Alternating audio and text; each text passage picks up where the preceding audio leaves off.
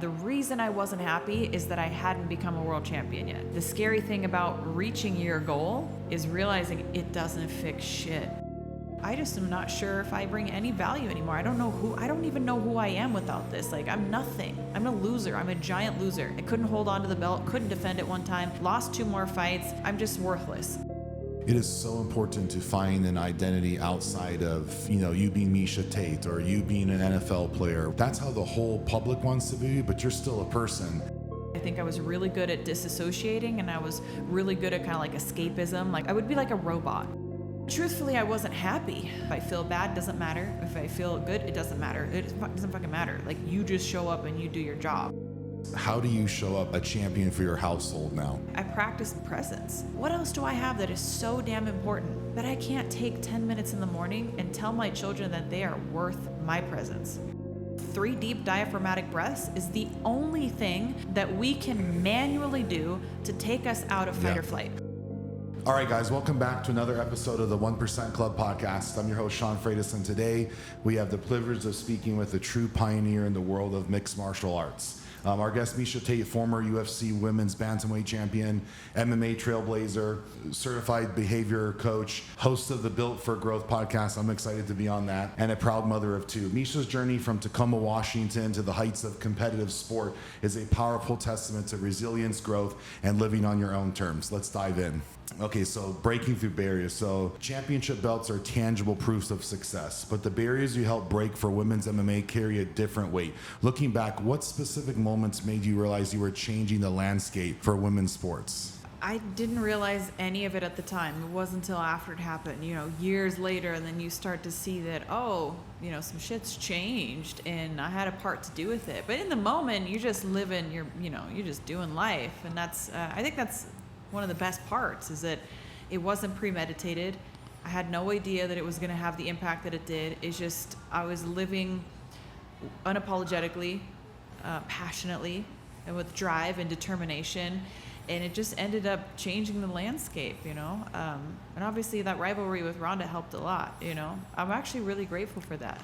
I'm so grateful to have a nemesis, an arch nemesis. Yes. Somebody that can play the other part of it. And at the time, she would piss me off, and I just didn't like her, and I just didn't like having her anything to do with her.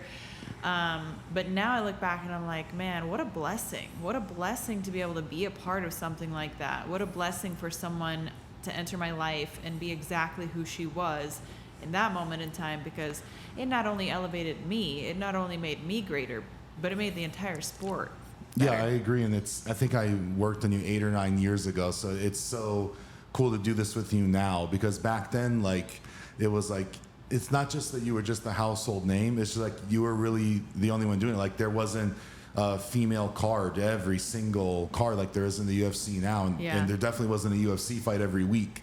It was something really special and privileged. So already, they had a UFC fight maybe once every 2 months. Plus, it was really rare to have a female, card on there as well. So if you look at it today, I think there's a female fight, at least one of them on every single card, which is so incredible to see. Yeah, almost every single one, if not more than one. It's rare that there's not a female fight on a card now. So it's definitely changed the entire landscape. Now we have 3 divisions. We started with 1. And back in 2012, Dana was still on the top of every rooftop shouting, women will never be in the UFC. So, it wasn't until 2013 that we got even an opportunity. But I'll give them credit, when they said they were going to do it, they did it right, and they did it big, and they give us exactly the same opportunity. They put the money behind us. They told the stories. This is what's missing, I think, in women's boxing. Yes. Just never got a fair shake. Absolutely. Not only the rounds are shorter, which in MMA it was the same at first. Women's rounds were 3 minutes and men's rounds were 5 minutes. And we were just able to push through those barriers quicker. I think that, the good old boys club that's in boxing is just more old school. And I think MMA was more new age, and there was a lot more men that were going why are they 3 minutes? Why are we doing that? So there's a lot of great men along the way that for sure help push down some of those, break through the glass ceilings and push down the barriers and, open those gates for the women to come in and do what we do. Yeah, and I think 2 things came to my mind. There's personal legacy with you being a champion, but there's also a paving legacy and a pioneer for what you kind of did for the sport. And I love to see the support that even women's basketball gets now in Las Vegas. Like, I think the last game was completely packed.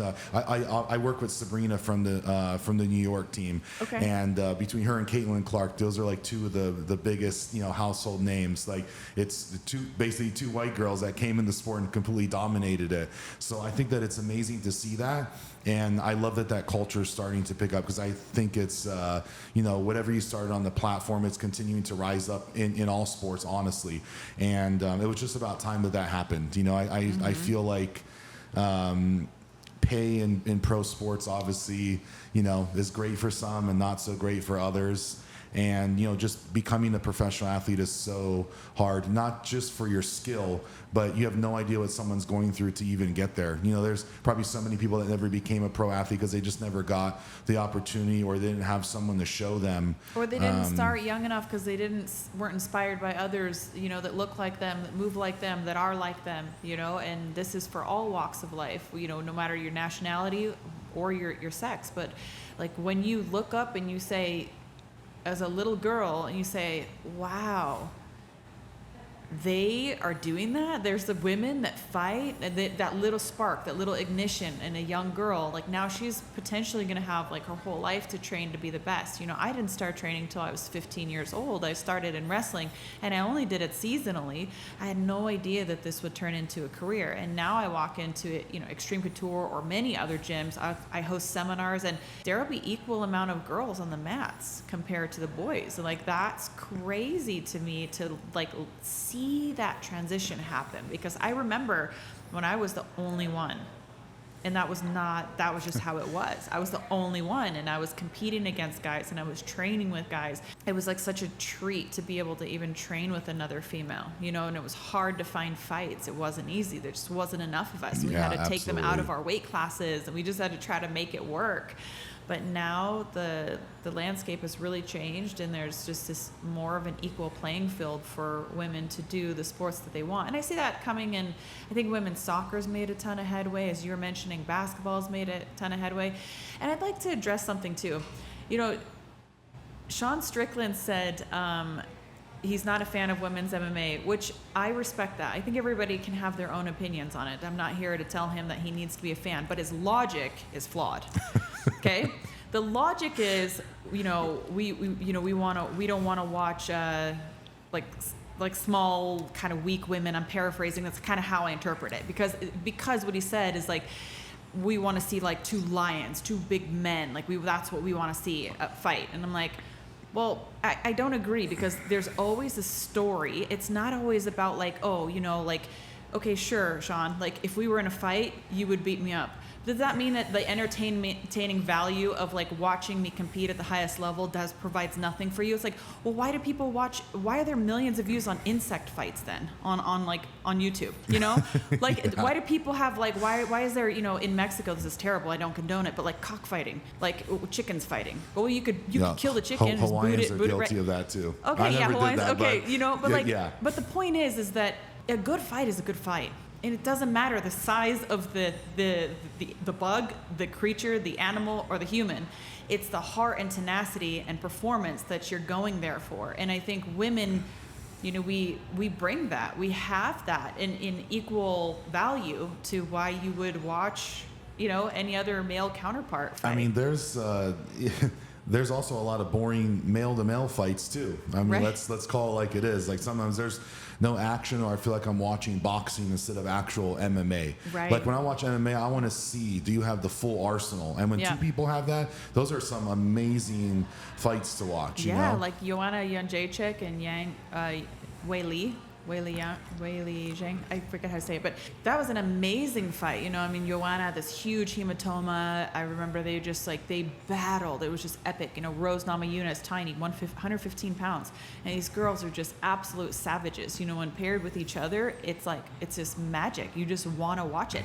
And I will say another thing that needs to be considered when you compare women's MMA to men's MMA, men get probably 8 or 9 fights on a fight card, maybe more, 10.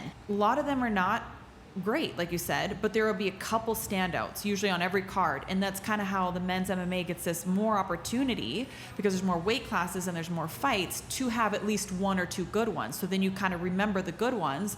And then, women just have 3 weight classes. It's still small, it still needs like more, but even if we only ever have 3 weight classes, the point is like those women only have that one chance on that one card, or maybe 2 chances if there's 2 fights.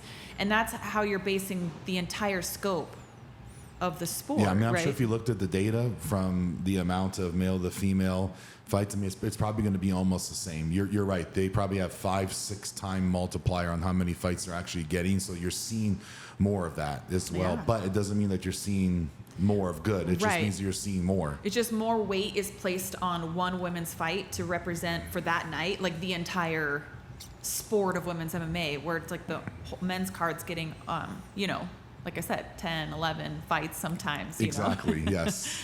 Of course, we know that that MMA is just not physical. It's a mental chess match. So how did you keep your mindset strong during tough training camps or after losses? And are there strategies that you still use to this day? Yeah, for sure. And a lot of strategies I don't use anymore. That might be even more helpful to Yeah, know. let's It's talk on like, that's interesting. I never thought about that. Yeah, like let go of it. I think I used to hold on so tightly and trying to secure my future and everything that I do, that I didn't want to leave anything to chance, which meant that I would go into fights so afraid to lose. I was more afraid to lose than I was motivated to win. So therefore, I was holding myself back from actually being my best, because I didn't want to take a chance. I didn't want to lose. So I would play it safe. I'd get takedown and kind of like, just do what I knew would secure that round, as opposed to being the savage that I could be inside the gym when there was nobody scoring a card, And so I would find myself oftentimes underperforming, or just being like a little bit behind the curve in that, because I was just too afraid to lose. And I held myself back a lot from actually being my best. And it wasn't until I fought in December of 2023 against Julia Avila that I finally put a lot of those things together, and I realized, look, I'm here for a good time, not a long time, coming to the end of my career. I don't fear the loss anymore. I don't care about it. I mean, I want to win, of course. You put all this work into winning. You want it. But it doesn't define me.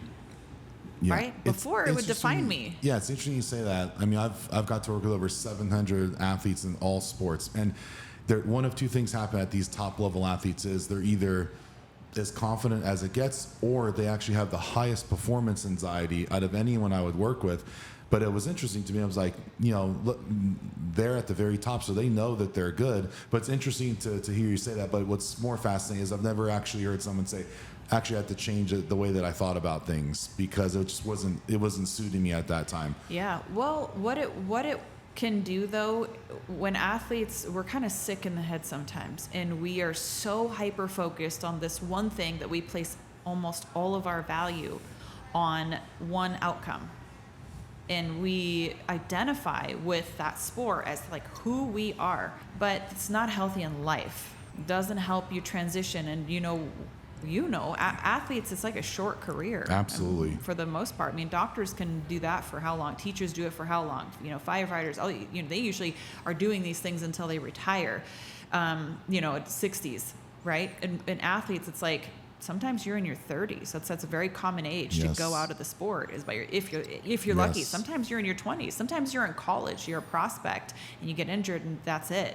So when you put so much of your value into that one thing, it's not healthy, because it doesn't help you in the real world. It doesn't transition you into the next steps of life. And so I had to really learn that the hard way, and I think a lot of athletes learn it the hard way. You ever seen a documentary called The Weight of Gold? Yes. There you go. See, so I mean, these athletes, Olympians, were, giving everything they have for 4 years of their life, 8 years of their life, 12 years of their life. And if they even got a silver medal, and God forbid a bronze, nobody even talked about them anymore. It's only the gold medalists, which is insane. I'm glad that you brought this up, because it's something that I would always, some of the younger fighters or younger rookies that I've had on as clients, and I tell them, it is so important to find an identity outside of, you being Miesha Tate or you being an NFL player, or whatever the case may be, because that's how the whole public wants to be, but you're still a person that exists inside there. That's just what you do. That's just what you're great at. But there's a whole bunch of stuff that involves you.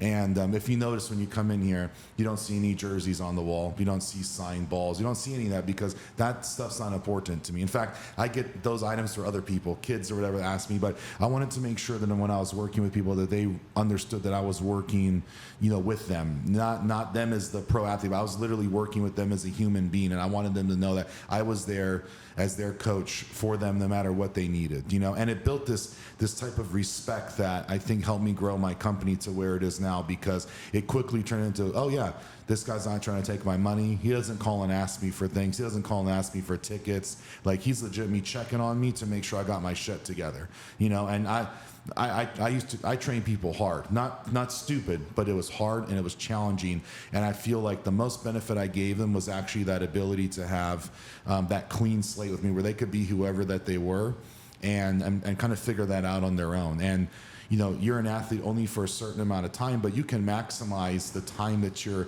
an athlete by doing things with your platform, starting businesses, coaching, seminars, speaking engagements, and really developing yourself. Hey, this is what I did as an athlete, but now guess what? Now I'm doing this as an athlete. So really, you never have to retire as an athlete unless your mind doesn't, right? Your body can, but your mind should never retire from being an athlete. And I always really enjoyed working with someone at that, level of intimacy, because I don't think they got that from anyone else. Didn't get it from your agent, didn't get it from trainers or coaches, because again, whether you want to admit it or not, everyone always wants, like, what can I get out of this person? Oh, can this person get me more Instagram followers or likes? So I was always true, and I still am to this day, true that, like, let me just do this for the actual person. Like, even this conversation, when I do these podcasts, I am giving my undivided hour to you like you are to me. And I really appreciate that, because these conversations have become like, something I really look forward to in my career now. Like, it's almost like this is the only time I get to have fun, and I want to take full advantage of that. Yeah, it gets harder and harder to be where your feet are.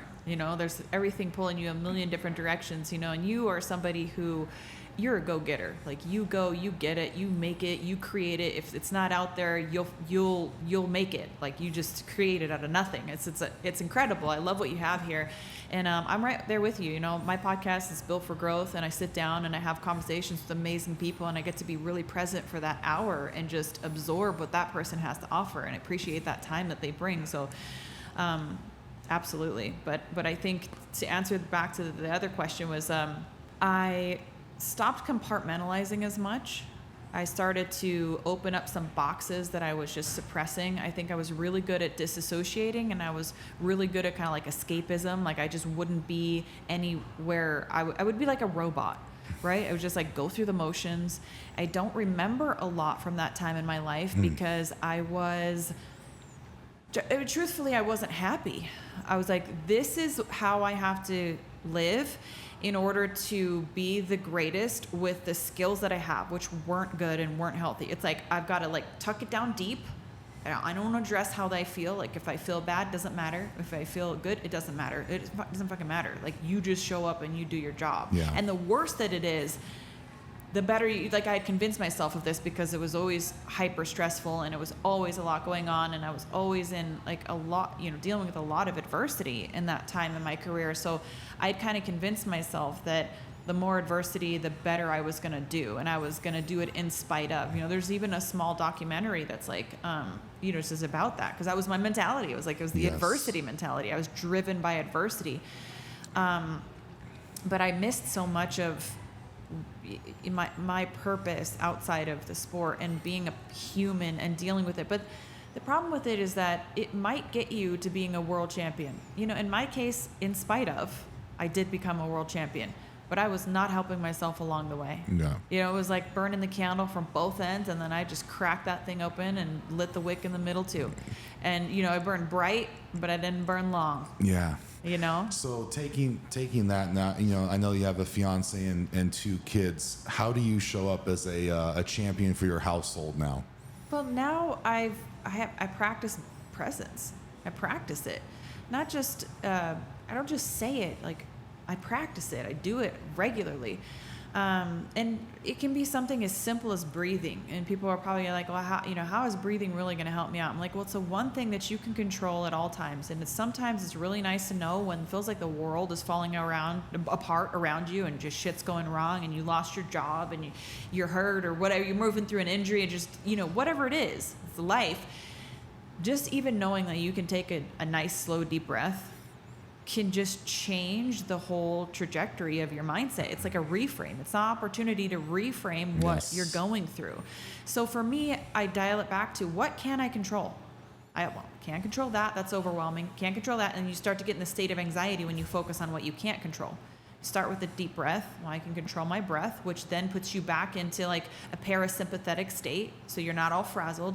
Then you can start to work through stuff, right? You get back in an executive mindset, so you can think, and you're not just running on this, adrenaline and anxiety and stress and all these things that are just detracting from you actually being productive, right? So it's that for me. It's like sometimes dialing it down to the most simple, basic thing that we do every single day, all the time. We don't stop and think about how effective it is. And there's a lot of science backing that up now. 3 deep diaphragmatic breaths is the only thing that we can manually do to take us out of fight or flight. 5 years ago, if you would have told someone, oh yeah, just go breathe, man, they would have thought it was a crock of shit. Right. Like they're laughing at you. But now people get it. Now, even if they don't want to get it, they know that these things work, and, yes, I like the biohacking stuff, but I also feel like it brings a lot of woo shit that people bring into it as well. But there's also some really heavy hitters in the industry that know what they're doing, and I'm just glad that it's slowly making its way into athletes. It's making its way into entrepreneurs. I think probably 2 of the most stressful career choices. They're almost the same. And bringing me to this next question. So I know that you're a certified behavioral change coach, and you famously say, change is inevitable, growth is optional. I love that. How has this philosophy guided you through your career transitions and motherhood? It's been everything for me, and it took me a long time to realize that. But, I retired in 2017 after I won my title in 2016, and then I lost 2 fights in a row. And I thought that... Let me back up. The illusion for me was that the reason I wasn't happy is that I hadn't become a world champion yet. The scary thing about reaching your goal is realizing it doesn't fix shit. Yeah. It fixes nothing if you haven't done on the work on you. Yeah. Right? So I don't care. You could make $1 billion. And if you haven't done the work on you, you're not going to be happy. Right? It's temporary bliss. In fact, sometimes it could actually make you feel, making me like, oh, I'm a world champion. I was like, damn, I wish that was supposed to feel like something, or I wish it did something to my mind. Yeah, I thought it was going to fix me. And that's a huge letdown, because I think it's the classic thing is you have to enjoy the person that you're becoming along the way. Exactly. But like many others, and I've done it myself, I just shoved that person aside as I was quote unquote, climbing up. And it's like, you got to pause your life and go back and get yourself. Exactly. Like, come on. Yep. But I know all this now, so let's go and do that. I found that to be extraordinary. Like, wow, none of those things feel as good as the world will make them seem. So I'm glad you share that, because I always find that interesting. You know? It's so true. And so I went back and I had to collect myself, and I would say it took about 4 years. I retired from the sport. I left a toxic relationship, and so my whole world was upside down. Everything that I thought that I was about was like non-existent anymore. Yeah, 2 things that will turn someone upside down is their career, whether it changes or ends, or the relationship. Yeah, and so I had both. And I was just on my head for a little while. I didn't know what to do. And, I'll be honest, like, I really contemplated taking my own life. I thought about it because I thought, I just am not sure if I bring any value anymore. I don't even know who I am without this. Like, I'm nothing. I'm a loser. I'm a giant loser. I couldn't hold on to the belt, couldn't defend it one time, lost 2 more fights, and I'm just worthless. And I had to really digest what I was saying, and I realized that it wasn't that I didn't want to live anymore, it was that I didn't want to live like that anymore. That's powerful. And when I realized that was the truth, I was like, then I've got to change that. How do you change it? I had no fucking clue how to do that.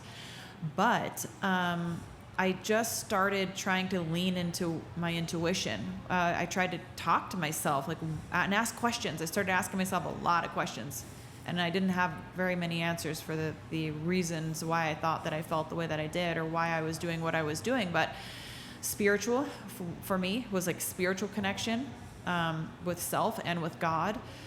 And connection with people. My family had isolated myself a lot. I wasn't speaking to my mom. I barely spoke to my dad. Didn't have a relationship with my brothers and sisters. A lot of my friends had fallen out of my life because I was just toxic and I was sick. And, I was under someone else's thumb. Yeah. But I also was trying to become the best while under all this pressure. And I couldn't see anything else or my value to anyone else or myself other than being a winner and a champion. That's it. That's what I had reduced myself to. And so when I hit that rock bottom and I realized, okay, it's either do or die. Literally, it was do or die. And I was like, I don't know how, but I'm going to do. And I just started climbing and just doing what I could. I remember I packed up I packed like a duffel bag, and I took my little 9-pound Chihuahua and stuck him in the car, and I just started driving. Yeah. I didn't know where I was going. And I just did the most random things, but I was trying to find myself, what stokes the fire here? What besides valuing myself and punching other people in the face, do I have to offer myself? Yeah. What do I like? What do I want to do? And so it was a self-discovery.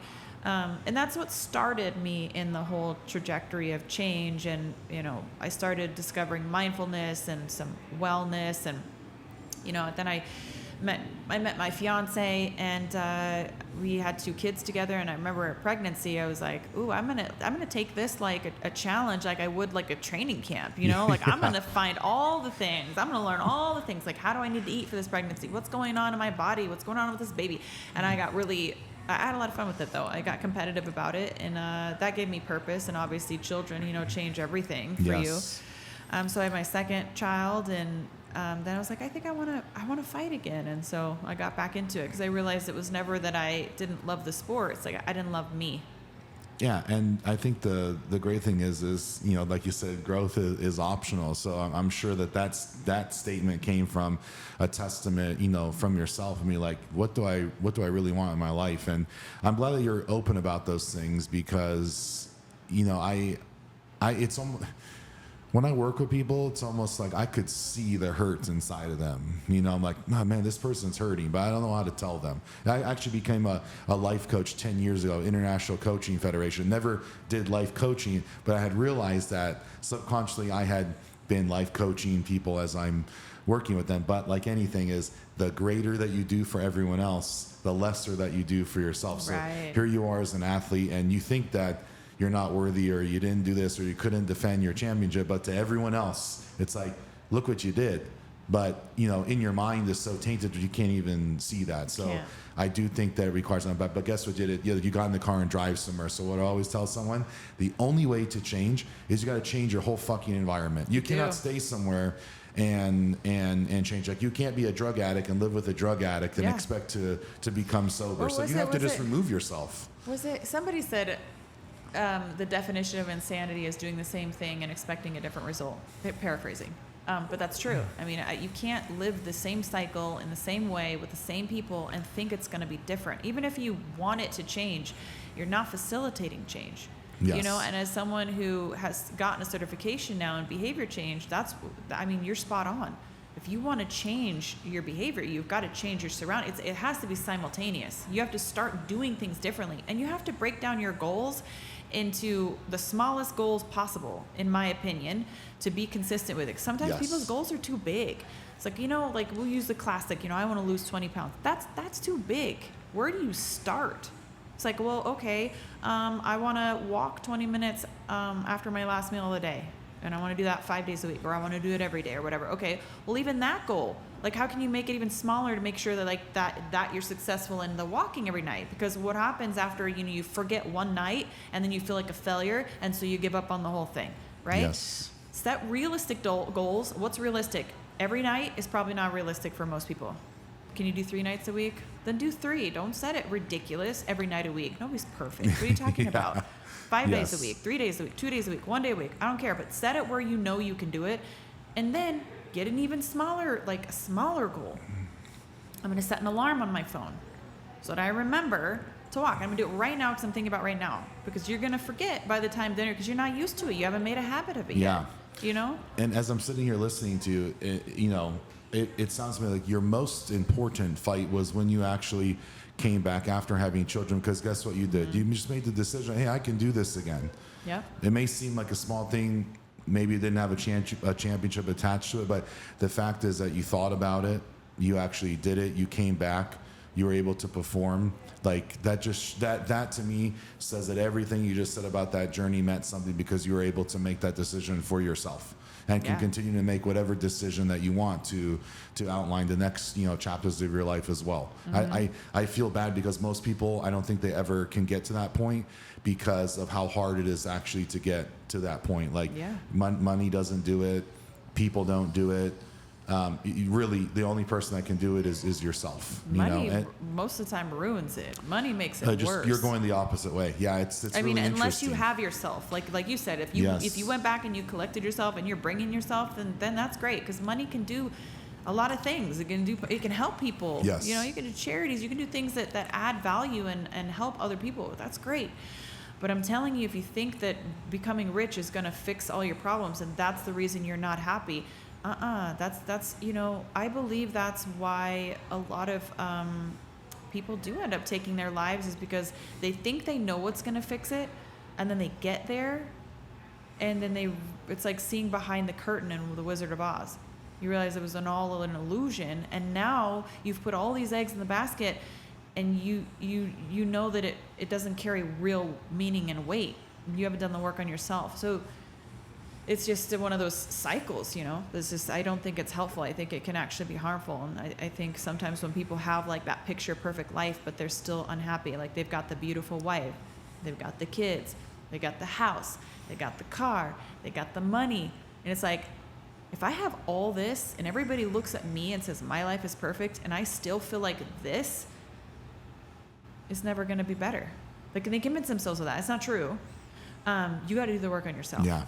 It's like, from my childhood trauma, my energy worker was telling me that. I said, what sucks, man, is like, I give all this love to everyone else, but I've got no love inside for myself. And he put his hand on my shoulder, and he's like, we're going to fix it and get through that. I was like, we talk about family and that. It's like, my mom will see my business for the first time on August 9th. She lives in Las Vegas.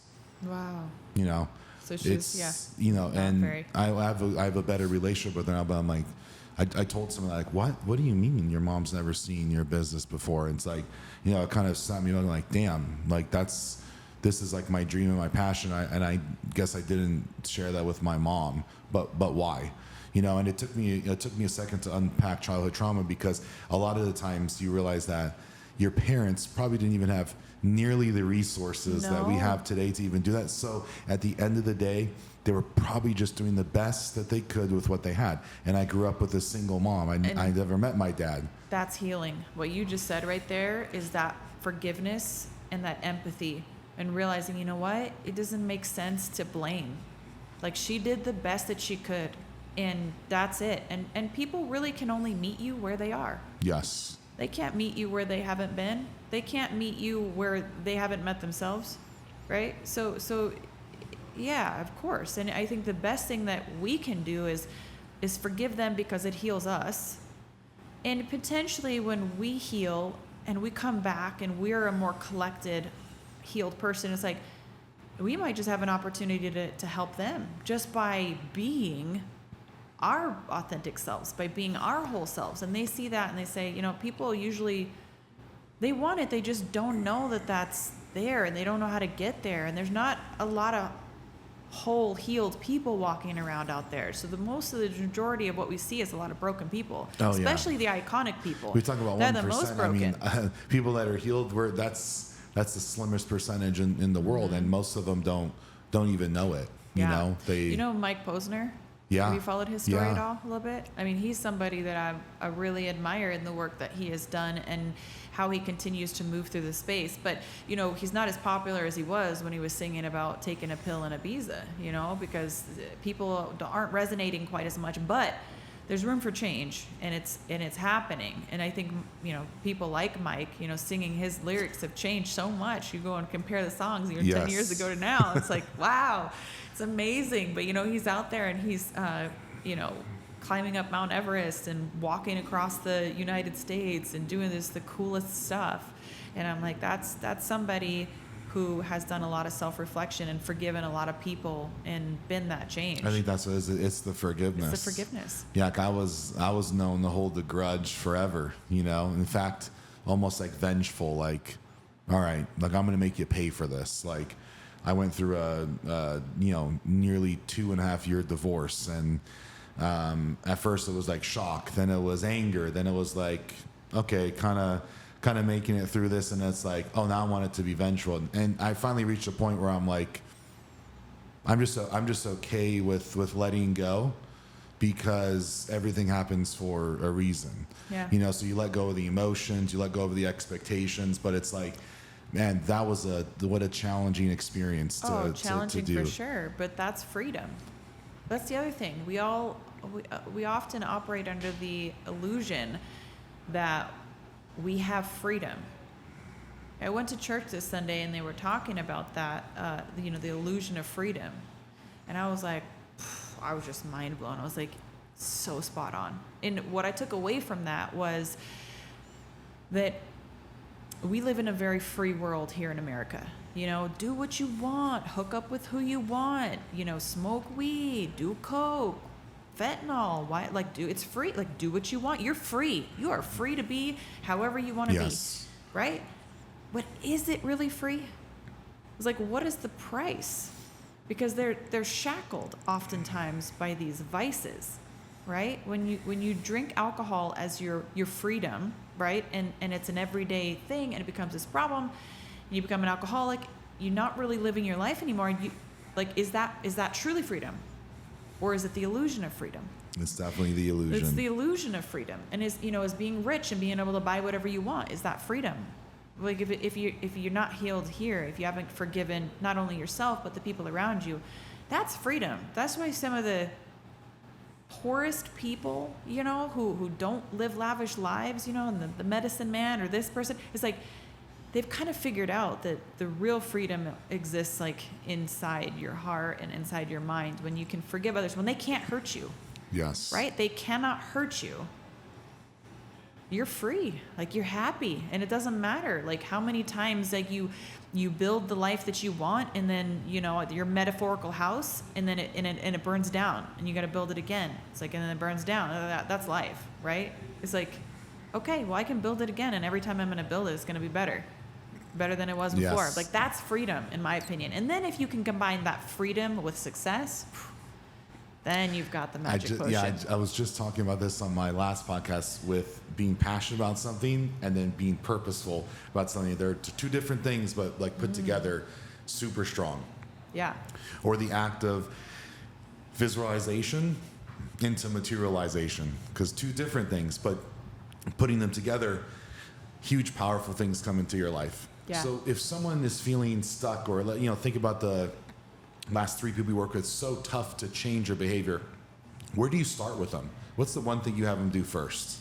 Well, like I said, I dial it back to breath work. I want to put the control back into their hands. Like, what's one thing that you can control? And I deal with overwhelm all the time. I have trouble sitting down and just like being engaged for long. That's why I like it, because it's challenging for me. But pick one thing. Like, if you are feeling overwhelmed, just start with one thing, something really small and easy to do. I have them start with one thing.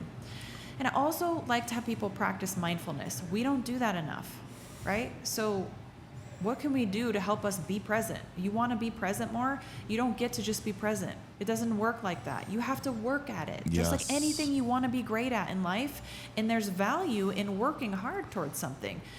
But it doesn't have to be anything crazy. So mindful meals, mindful showers. Those are the two things that I usually have people start with. A shower is really easy. You go into the shower and you gauge all your senses. So you start with whatever, you feel the water, okay? You try and be present. You're trying not to let your mind wander. It's gonna wander, because that's the human brain. So the goal is not to be perfect. The goal is to notice when you've left the present moment and come back. That's the exercise. Okay? So you're filling the water. You're looking at the things in your shower you've never noticed, a little bit of grime that's down in the corner, and like the water stains that are coming out of, and the fact that in that shower head, there's some that are spraying water quickly and some that are just dripping water. Yes. It's that, like, you're really there in that moment. You're smelling the steam and the smells of your shower, the shampoo, whatever that is. And you're really present. And then you notice that you're thinking about this podcast that you've got to do tomorrow. And you're like, oh, I left the present moment. I'm going to come back. Because the idea is the more that we can recognize when we've left the present moment and come back, the easier it is to stay in that present moment for a little bit longer. Yes. And you'll always leave it, because that's just how our brains work. But how quickly can you recognize that and get back to where you want to be? And that learning and training yourself to be present, that's how you be present with your kids. That's how you be present with your partner. It's like, well, you notice, like, we're not engaged. I'm thinking about something else while you're talking to me, while my wife is talking to me. Oh, recognize it. Come back to the moment. They deserve that time from you. And that's funny you say. I was just going to bring that up about being present for kids or your significant other, because everyone always thinks that, and even the person, oh, I want this purse, or I want this, or I want that. No, I think people just want to feel. They want to feel energy being given to them, and it happens so infrequently in the world that we live in today. But I promise, when you give someone 10 minutes of presence, it's worth 5 days to them. Like, kids they'll remember. Maybe you can only spend 30 minutes a day with them because you're working all the time. But if you come home and give them 15 minutes of absolute presence, they're like, oh, man, my dad comes home, he's always making me laugh. And they'll always remember that. They will not. Actually, they will know, hey, my dad goes to work and he works hard all day, but guess what? He comes home and he makes me laugh every day. Like, the kid will never forget that. But he will forget the parent that's completely burned out, that then comes home and is burned out, it's not taking care of themselves. Yes. And I think that those things are so important to learn and realize. You know, it's funny you say the mindfulness thing, because I started doing what you say in the shower. I started doing it in the sauna. Like, I always sweat, so I was like, why do I like the sauna? I've got no idea, but it became something healing for me in the last 2 years. Like, I'm addicted to it. If I travel, I'll try to find one. But I put my sauna that looks at my pool, and automatically it was like, damn, how lucky am I to sit in my own sauna at home that I can turn on by my phone, and now I can go sit and look at my pool. Like, before I used to take my phone in there, that was a mistake. It was just like, I'm catching up on work when I'm trying to spend time with myself. So now I've eliminated the phone, and I sit in there, I'm like, man, how lucky am I? And I'm the worst at, getting taken out of that focus mode, but it has been something I've been working on, and it definitely has made me feel more appreciative of my life, because going 100 miles an hour and doing all these things, it's really hard to stay present. And interesting enough, on the other side of pro athlete is, I feel like people would only identify me as, oh, that's Sean, he works at Pro Athlete, so I'm going to ask him for everything, and that's just Sean, he works at Pro Athlete. I'm like, damn, I'm like Sean, like, I designed this thing. Like, I'm bigger than these four walls. Like, I can see a bigger vision now. So I almost, a year and a half ago, have completely separated that. I stopped really training, stopped working on people, so I could focus on being like, who is Sean? Now I got a team of people that can do that. But like, who is Sean, and what is his biggest capabilities? And that was just one blessing and gift that I had. I never planned on doing that. I actually was going to be a mechanical engineer, so I never was supposed to do that. Now I'm focused on, like, now I can really see how I can help people at such a, an intimate level, where I can meet other people and bring them into the company and do a behavior change course with you, and whatever the case may be, because there's an unlimited things that can be done. And you may speak to someone way better than I'm going to, so why not give that person the opportunity to hear something from 5 different people? Hopefully one of them resonate, and it actually gets them to change their life, Yes. Sometimes we listen to strangers more than we listen to the best friend, the significant other, the parents, because there's no judgment there. It's just a stranger. Oh, Yeah. okay, well. You can let the guard down, and you won't have to look at them next week if you don't want to. You know what I mean? Yeah. Like, and there's, we have layers of people in our life for a reason, like we have our closest people, and we have, our secondary people, and then we have, the people that are in these different layers of our bubble in our life. But those are all there to serve a purpose. And so I think it is important to lean into those friendships. And, something that you were saying about your self-healing, and it keeps making me think of my coach, Robert Follis. The one, he passed away. Yes, yeah, I remember that. Yeah, he took his own life, and he was that person, just similarly to you, where he would give everything to everyone else, and he made such an impact on my life. It's where that statement comes from that my podcast is based on is, that change is inevitable. That's going to happen, and if you're passive about it, it's going to happen to you. But when you choose growth, when you choose to evolve and rise above, that's optional. You don't have to grow. You can just change and let life happen. But when you grow, man, you evolve, and you got to choose growth. You got to choose the path that you're moving towards and the trajectory. And that doesn't mean that you'll always end up where you set your goal. Yes. But you will end up better off than if you just sat there and you were stagnant and you did nothing. But that's my thought on that. Is, my motivation for having the podcast was just, he gave so much to me, and I miss him so much. He was really just, changed the energy in a room. So I look at that and everything that I learned from my coach, and people ask me, are you going to be a coach, Miesha? And I'm like, you don't understand what these people do. You don't understand what these people give. They give more than they have to give all the time. And they are mentors, they are family members, they are fathers, they are brothers. Like it's more than just like showing up and putting someone through a workout. It's like they, the basic person doesn't understand what a coach does. Yes. And I was like, man, like I've got a family, like I don't have the time, and I would never do a disservice like working with people like when I can't give what a coach gives. It's like I'll teach people some things, sure, I'll share my moves. But I can't coach because they do way more than what I could offer right now, I think you could coach if you wanted to. but it's interesting you say that, because it kind of describes what I always say is, man, I'm giving all this energy to people. That's always like, man, like, people are like, oh, I love coming in, I love being with Sean, but I didn't know why. And this happened when I was doing therapy as well on people, like, why? Yeah, Sean's the best. Yes, I was really good at what I do. I still am, but I did something for them. I actually paid attention to them. Yeah. The funny part is why couldn't I do that for myself when it came time to do so?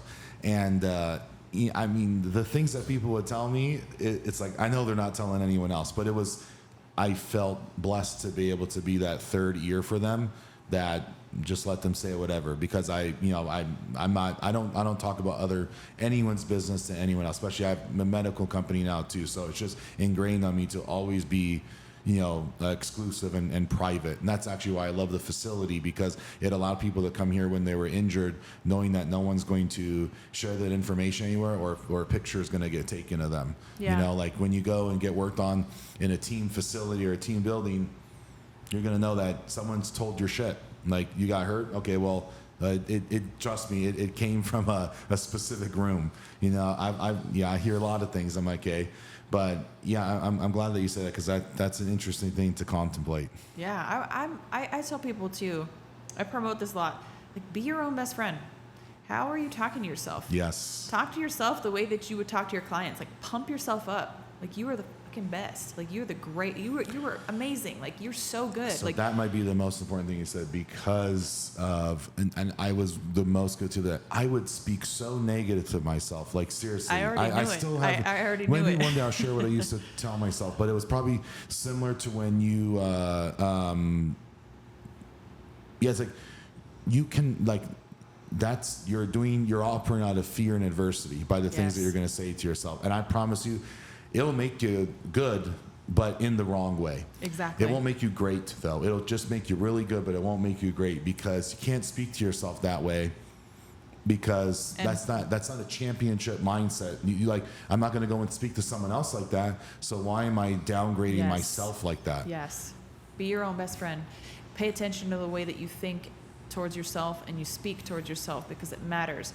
I just know you're not capable of reaching your true potential, your true 100% if you are having negative self-talk. Yeah. You got to be nice to yourself. It's now though you have Miesha as the athlete, Miesha as the mom, Miesha as the fiance, and then yourself. So now that you have these 4 areas that you have to give, how do you balance it? How do you balance being an athlete? How do you balance being an entrepreneur? How do you balance being a fiance?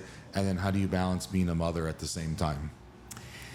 To be honest, I have a great group of people around me. It's a support system. I would love to just sit here and tell you that I'm just the best and I can just do it all.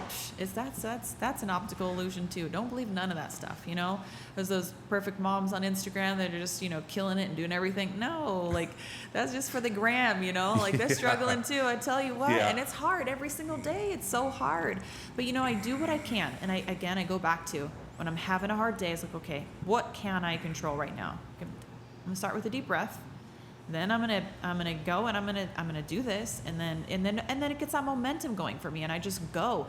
But I have my little goals that I have, and I try to break them down. It's like, okay, a goal for, and I said to Johnny too, I was like, that's my fiance, and baby daddy.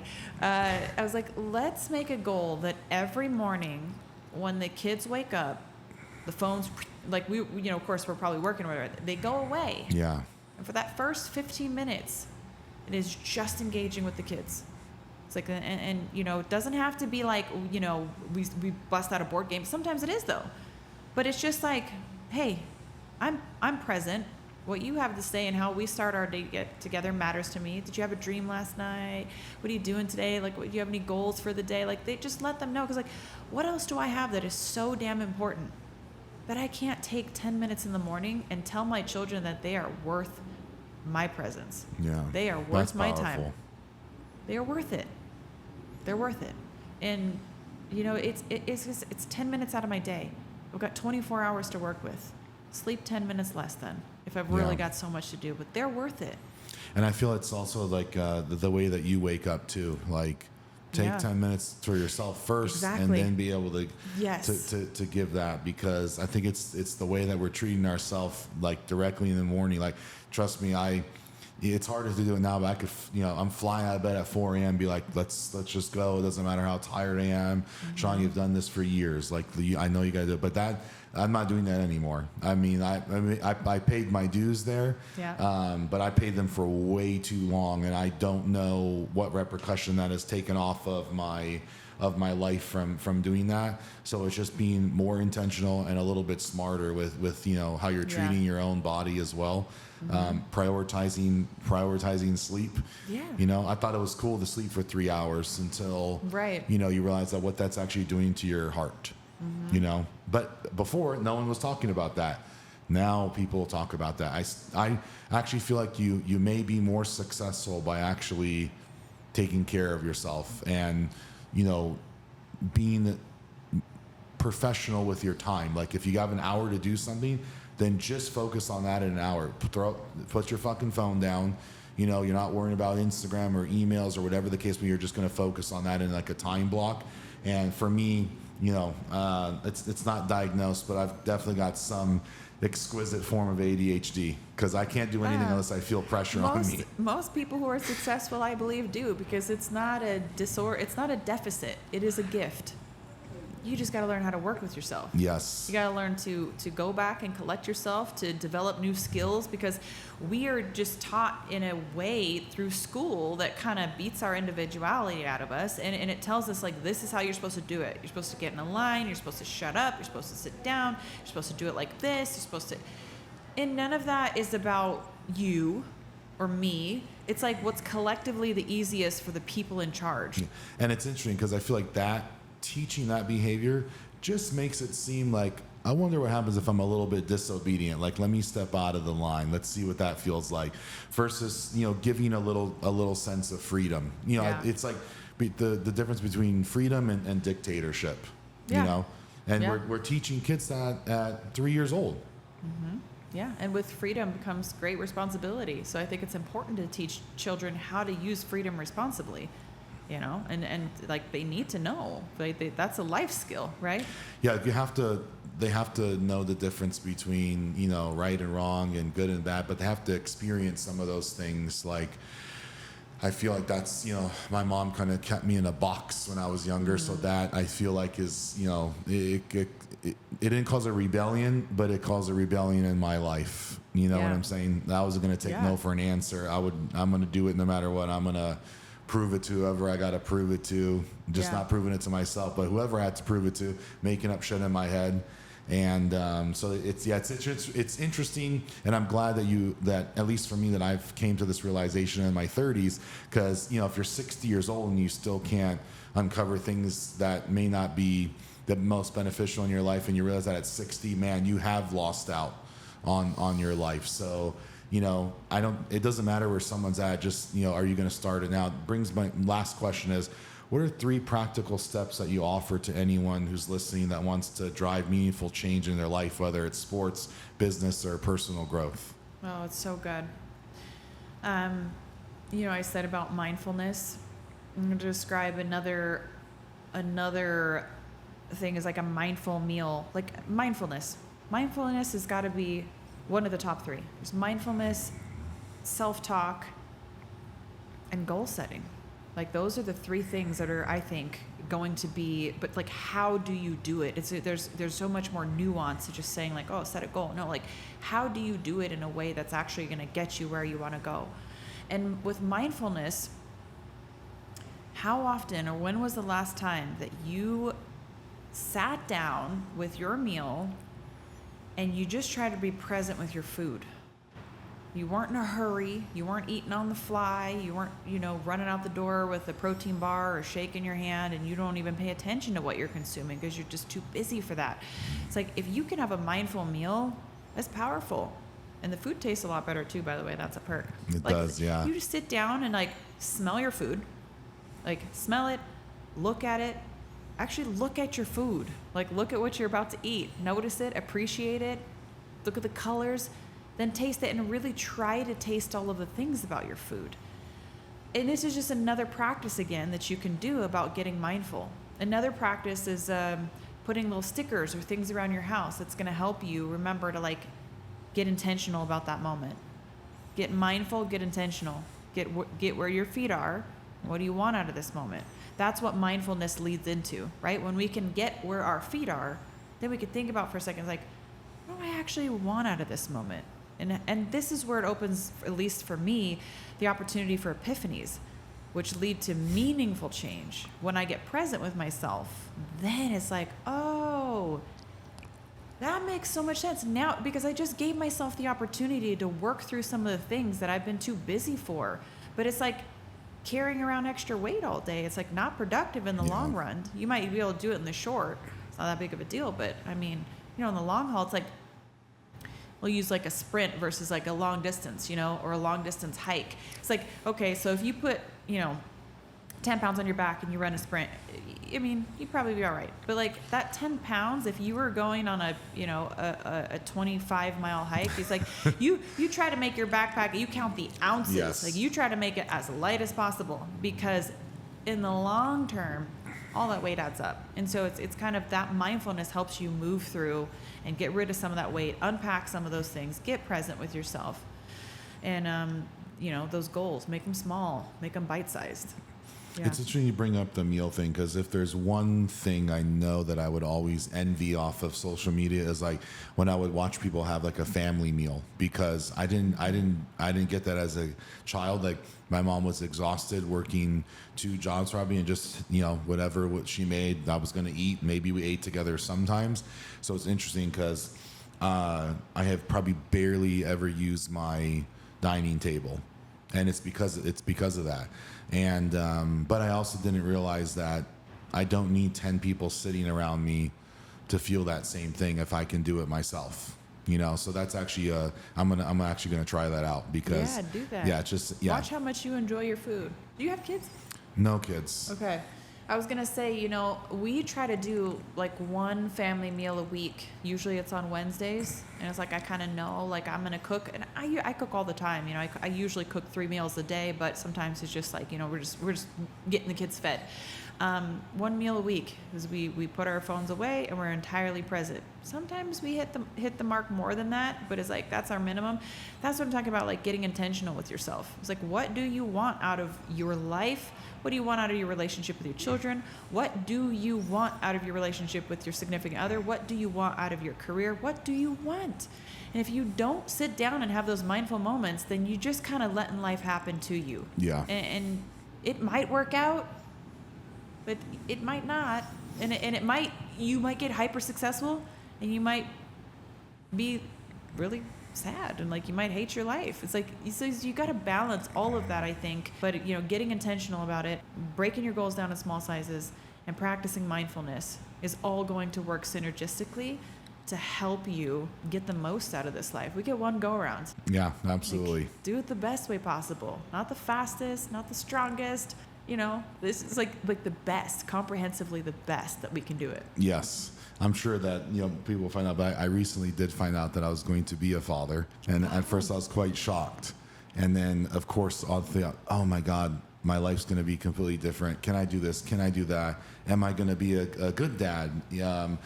Obviously, you know, logistically, everything changes. So it's interesting we would have this conversation today, but I'm going to apply all those things because, you know, you can preach about them all day, but can you put them into real action? And I think before in my mind, like, oh, I want to be the dad that I never had. That will actually make me be a dad for someone else. I'm just going to be the dad that I should be. Instead of being the dad that I didn't have. So much better. Yeah, because I'm not going to make my life something different for something else that I don't even know what it looks like. I'm just going to do what I feel like is best, you know? You without saying, you're already a dad that you never had, because you never had the dad that you are. And you know what I mean? It's your own unique journey. You're already that. You don't even need to say that. Yes. That goes without saying. You're already that. You're already a great dad. It's like, because you want it. Because you're intentional about it, and that's what makes a good parent. I think, is setting those intentions. Absolutely. I'll definitely be texting you for some parenting advice. You got it.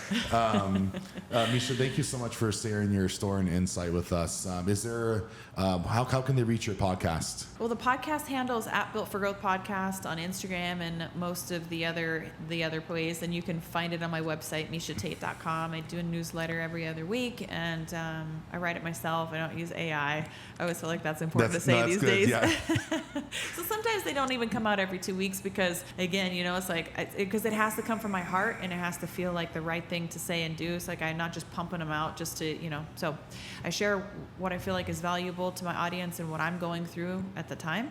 So it's just MieshaTate.com, and you can follow me on Instagram and all that good stuff. You know, we're starting another journey here. You know, a lot of people know me from the UFC and being the fighter, but there's a whole other person to this. You know, we started to uncover that a little bit today, but I can promise you, if you listen to the podcast, if you follow along, I'm going to have some valuable things, and I'm going to be an open book. Like, that's what you're going to get. You know, you're going to see me fall on my face and be like, wow, dust myself off and be like, yeah, that happened to you too? All right. Like, we're good. Like, we can get through this, you know, and I want to create that synergy in a community of people that lift each other up, that elevate each other, that help each other through, you know, shared knowledge and story. And that's what I want. And what, you know, they get an hour for free. You know, we drop it every Thursday. It's like, I don't need to take your money for that. Like, that's just something that I can do, that I can pay it back. Cause I've had a lot of great people like Robert Follis and you know, my fiance and my mom, and like all these people have given so much to me. So this is a way that I'm to try to pay it back. I love that. Thank you again so much. I really appreciate your time. Yeah.